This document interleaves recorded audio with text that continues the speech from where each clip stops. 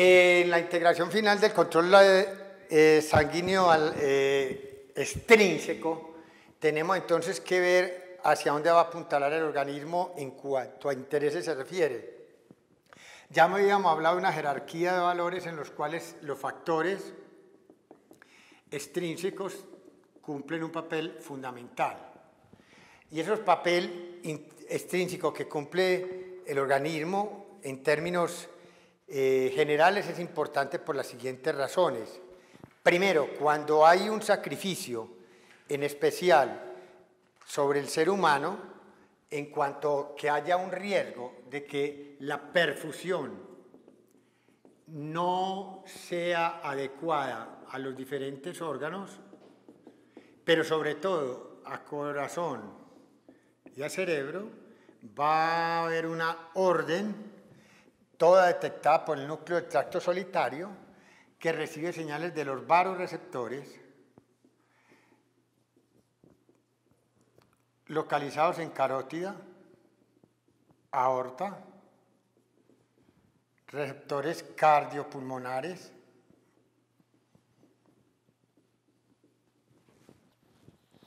que le van a mandar una señal de percibir esa perfusión es adecuada o no, él da una respuesta eferente, y esta respuesta eferente va a ser de dos tipos, que es lo que constituye la señal extrínseca.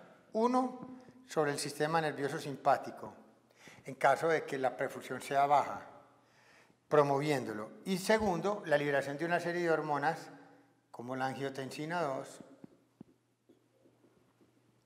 la ADH en caso extremo, y la misma adrenalina de las glándulas suprarrenales, que nos van a llevar a una respuesta conjunta que va a intentar mantener una perfusión otra vez adecuada a los diferentes órganos. Obviamente, si la señal de perfusión es demasiado marcada, una hipervolemia, estos factores se darán a la inversa y yo tendré una tendencia a hacer los fenómenos contrarios. Pero vale la pena entonces enfatizar sobre el control general extrínseco del flujo sanguíneo en que mi presión arterial media en el sistema sistémico depende de mi gasto cardíaco y mi resistencia vascular periférica. Resistencia vascular periférica dada por el tono de las arteriolas y esto por el volumen de eyección y la frecuencia cardíaca. Yo lo que estoy haciendo con las sustancias que disparo ante una mala perfusión, estamos disparando entonces el sistema nervioso simpático, estamos disparando angiotensina 2, en caso de que esté bajita pues la perfusión, y la ADH.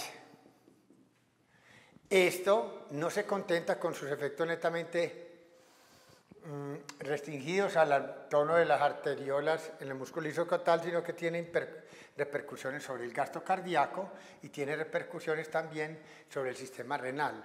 Entonces, siempre que nosotros vamos a ver un control extrínseco del flujo sanguíneo, estamos hablando de la necesidad de entender de que estas tres hormonas están tratando de defender intereses globales y que pueden sobrepasar influjos y señales locales como la respuesta miogénica de Baylis y otros sistemas de regulación local.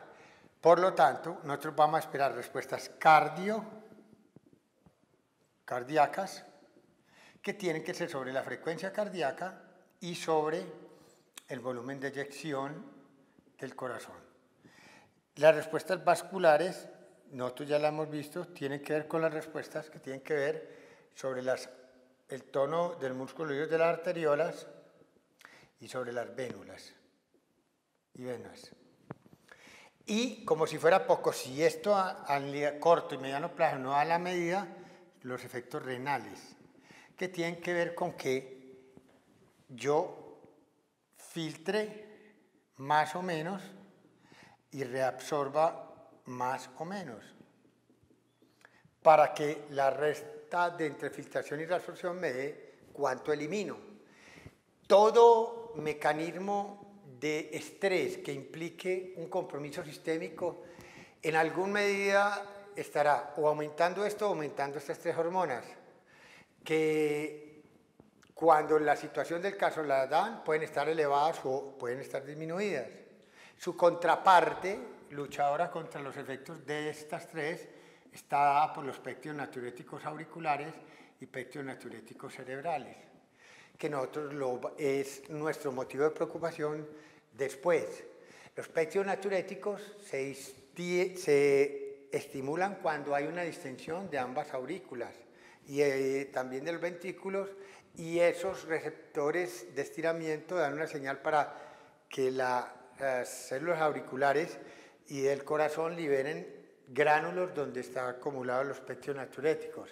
Entonces, nuestro concepto de control del flujo sanguíneo general es importante porque lo que nosotros en el fondo estamos buscando con todos estos mecanismos es lograr una buena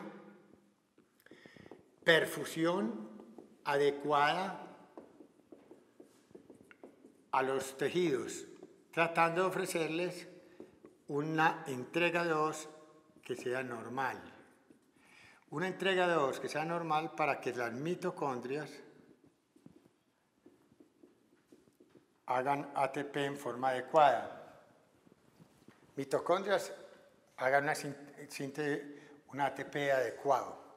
Ahora, esta perfusión adecuada, uno cree que uno tiene acá una aorta o un sistema vascular, que es esto, es el recipiente, esto es el continente, como el continente en una botella de Coca-Cola, de una gaseosa, es el envase, y lo de adentro es el contenido, que es la sangre.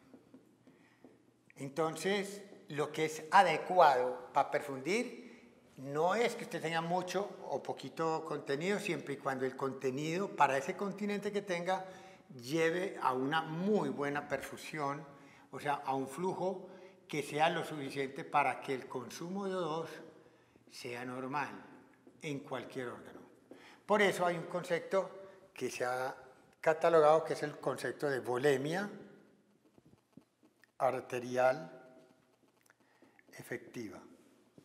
Ese concepto nos está diciendo que unas veces puede tener uno un volumen arterial disminuido, incluyendo, pero con un volumen sanguíneo total aumentado. Otras veces puedo tener volumen sanguíneo total disminuido, pero si el volumen sanguíneo total está aumentado es porque y el arterial está disminuido es porque el venoso está aumentado. Eso ocurre en los estados edematosos. Pero ya también puedo tener esto, puedo tener un volumen arterial disminuido con un volumen sanguíneo disminuido. Obviamente el venoso también estará disminuido, porque esa es la resta. Ese es un estado en que yo haya sangrado, esté con diarrea, vómito, que haya tenido una pérdida de líquido extracelular. Este es un estado típicamente hematoso, pero todavía, aún así, en ninguno de estos casos, el volumen arterial es efectivo para perfundir. También puede ocurrir otro fenómeno todavía más disidente. Yo puedo tener, haciendo otra variante de esto, un volumen arterial aumentado con un volumen sanguíneo, póngale aumentado, pero con un problema muy grande, con una volemia arterial efectiva disminuida. ¿Qué es lo que explicaría eso? Que tenga una resistencia vascular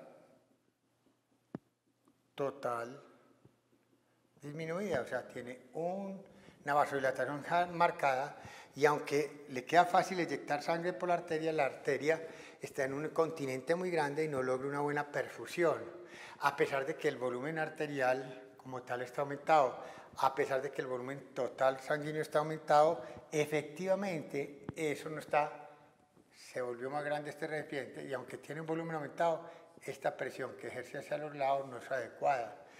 Y por ese mecanismo entonces es que se llega a la conclusión de que todos estos tres ejemplos, unos con volumen arterial disminuido y otros con volumen arterial aumentado, todos el denominador común es una volemia arterial efectiva disminuida. Y eso es lo que hay que tener en cuenta.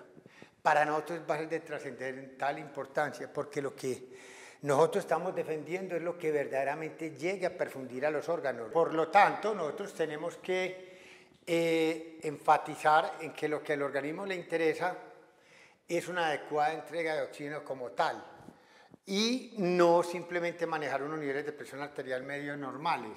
Uno puede decir que en términos generales, si uno mantiene una presión arterial media normal, cree uno que esto es un buen indicativo de que va a poder entregar oxígeno adecuadamente a los tejidos. Sin embargo, hay que ser cautelosos con estos, porque aunque una presión arterial media normal me puede a veces garantizar una entrega adecuada para todos los tejidos, a veces yo le puedo decir a usted esto: tengo un gasto cardíaco bajo con una resistencia periférica alta en algunos órganos, y sin embargo mi presión arterial media está dentro de los límites normales. Si yo aquí tengo una vasoconstricción sobre algunos órganos, estos algunos órganos que yo estoy poniendo en entrejuicio no van a tener una buena perfusión y ni una perfusión adecuada para sus necesidades. Entonces, el gran inconveniente que nosotros nos enfrentamos, que muchas veces el solo tener aún inclusive la presión arterial media dentro de valores normales no nos garantiza que el organismo esté en todos los tejidos bien perfundido. Nosotros tendríamos que tener una muy buena indicación de cada uno de los órganos en qué situación está.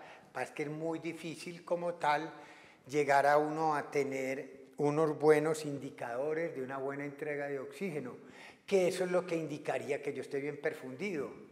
Y entonces, ¿qué nos queda a nosotros? Medir saturación venosa de O2 como un indicativo indirecto de eso, niveles de ácido láctico en sangre para ver si hay una adecuada perfusión, y entonces uno tratarse de defender con la extracción también, la diferencia arteriovenosa. Pero entonces el problema con ello es que tenemos varios órganos, y mientras esos varios órganos